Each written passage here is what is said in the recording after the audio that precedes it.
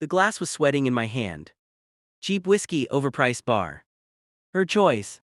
I caught my wife's reflection in the mirror behind the bottles. She wouldn't look at me, her jaw was tight, calculated, like she was holding something back.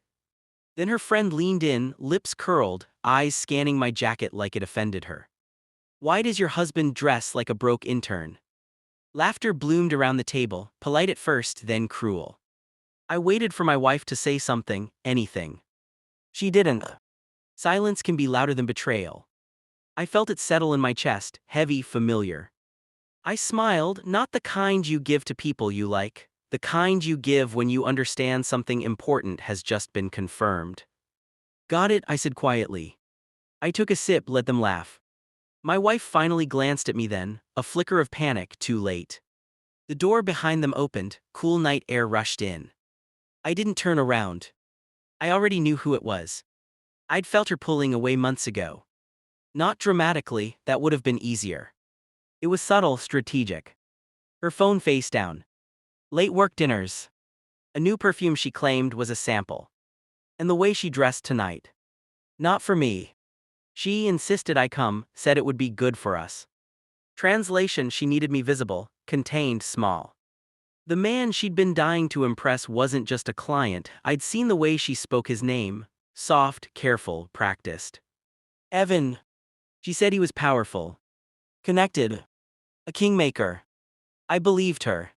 Just not in the way she intended. At the table, her friends leaned closer to him in their stories, orbiting wealth they assumed they understood. And my wife, sat there letting them carve me down because she thought proximity to him would elevate her. She thought silence would save her. I studied her hands, perfect nails, trembling just enough. Denial is a choice. I stopped making it weeks ago. I don't rage. I audit. Phone records don't lie, neither do calendar invites that disappear when you scroll too fast. I memorized patterns, Tuesday nights, hotels near her office, same floor, different excuses. I never confronted her, I cooked dinner, asked about her day, kissed her cheek like muscle memory. Inside I was mapping exits. I pulled credit reports, not hers, his. Evan liked discretion, shell companies, quiet investments, the kind that needed oversight. The kind I provided. I wore plain clothes because I didn't need armor. Because the men who need to prove something dress loudly. I watched her practice smiles in the mirror before tonight, the one she used when she wanted to be chosen. She thought I didn't see. I saw everything. The bar hummed, glass clinked, her friends waited for the punchline to land again. They wanted me small. I stayed still. Footsteps stopped behind me. A pause. Then his voice, calm, respectful. "Sir," Evan said, "I didn't realize you'd be here tonight." The table froze. I turned slowly, met his eyes. He looked startled, not because of me, because of where he knew me from. "Good evening," I said. "I didn't either." My wife's breath hitched. Evan swallowed. This is awkward." "For you," I said. I stood, straightened my jacket, cheap fabric, expensive silence.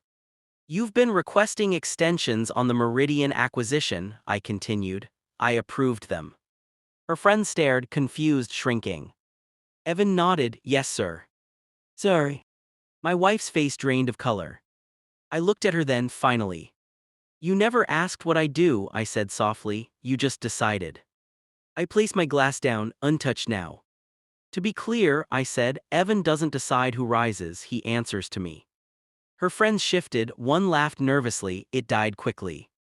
Evan cleared his throat. "I should go." "You should," I agreed, "we'll talk Monday." He left without another word. My wife stood abruptly. "You didn't tell me." I tilted my head. "You didn't ask."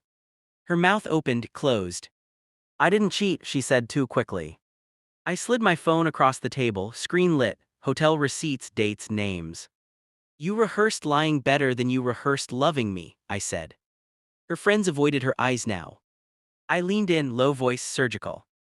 "I dressed this way because it let you reveal yourself." I stepped back. "I'm done." I walked out alone. The night was cool, honest. I felt lighter, not because I'd won but because I'd stopped pretending. Betrayal doesn't break you. It clarifies you. I didn't look back. I didn't need to. Some people mistake silence for weakness. They never see the calculation underneath. By the time she understood who I was already gone.